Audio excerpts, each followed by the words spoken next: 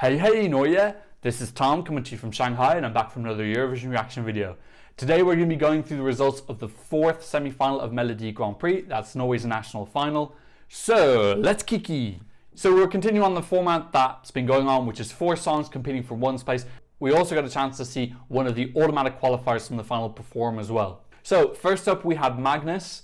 He was singing a tribute to Far and Away, which then turned into a tribute to Titanic, which then turned into some sort of cult mess. Look, this was so twee and quaint. It was very much along the lines of Denmark last year. He even had the same suspenders that they had in that performance as well. It was just really cheesy.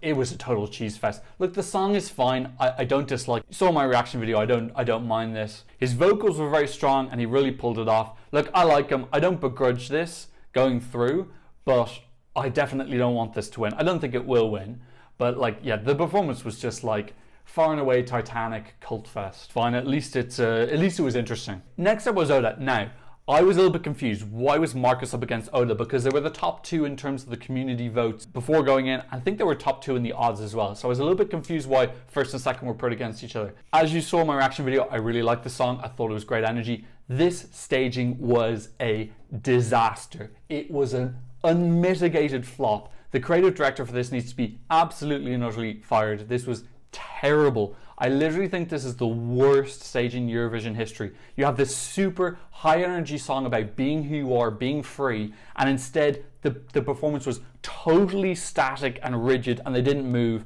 It was literally like if you turned the volume off and played it, it actually looked like the performance for a ballad.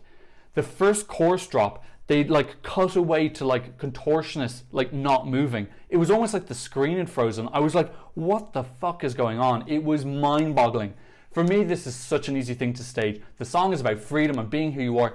Get a bunch of people on the stage and just get them to like improvise dancing, go crazy, shake their arms all over the place, go wild. And obviously maybe a little bit more controlled in the pre-chorus and the chorus, get them to be like maybe walking around or something. But this is such a no-brainer to stage, and I don't know how they managed to fuck it up, but they like royally messed it up. This was a total flop. And then I was like starting to think, well, is this why she was drawn against Magnus, because they messed up the staging so much? The contortionist thing was weird. It didn't make sense to the song. They weren't moving.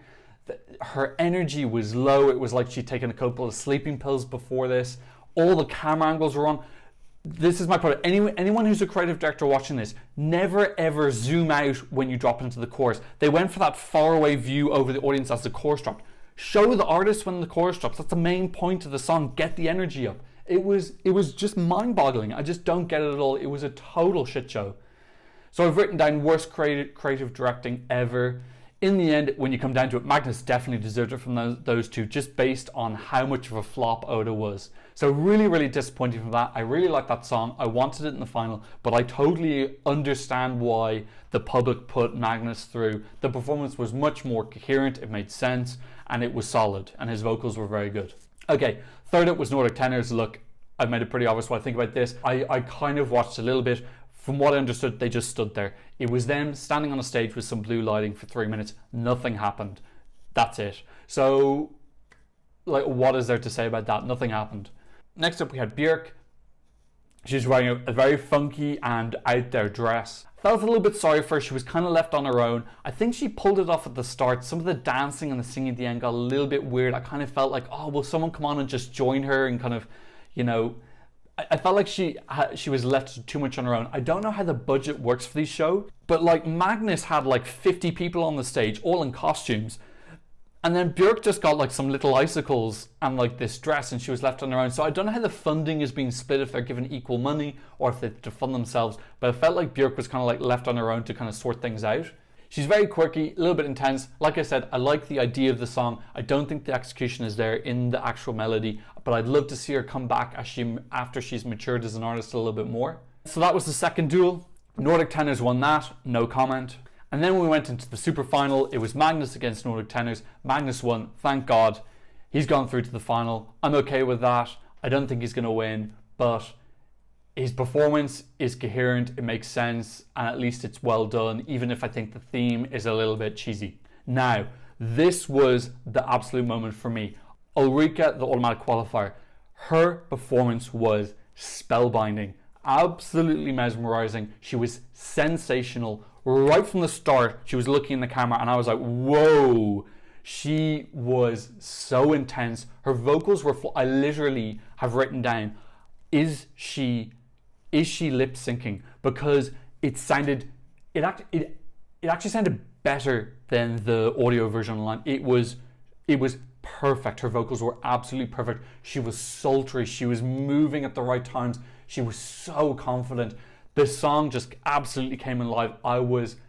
She sounded perfect. She was the total star of the show for me. I was really bought over. I already quite like the song. This was super elevated for me. I was thinking as well, Victoria from Melfest, she would have been watching this going, she would absolutely kill to have that song. It's such a Victoria song, but Ulrika's perfect for it. She really pulls it off amazingly. This blew me away. This is one of the favorites for me in the final.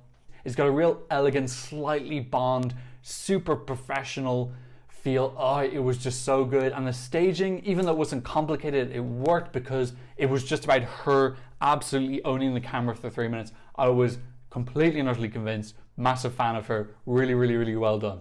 So that was the fourth semi-final. You know, Magnus going through, I think in the end he was the best overall package of the four. Very disappointed that Oda super flopped. We'll be very happy to see Björk back in a future competition, and really, really excited about Ulrika for the final. I think that's definitely going to be in my top 3. So, what did you think about semi-final number 4 of Melodi Grand Prix? Please leave a comment in the comment section down below. Please like and subscribe if you haven't already. And thank you so much for watching. I hope to see you on another Eurovision reaction video very soon. Goodbye.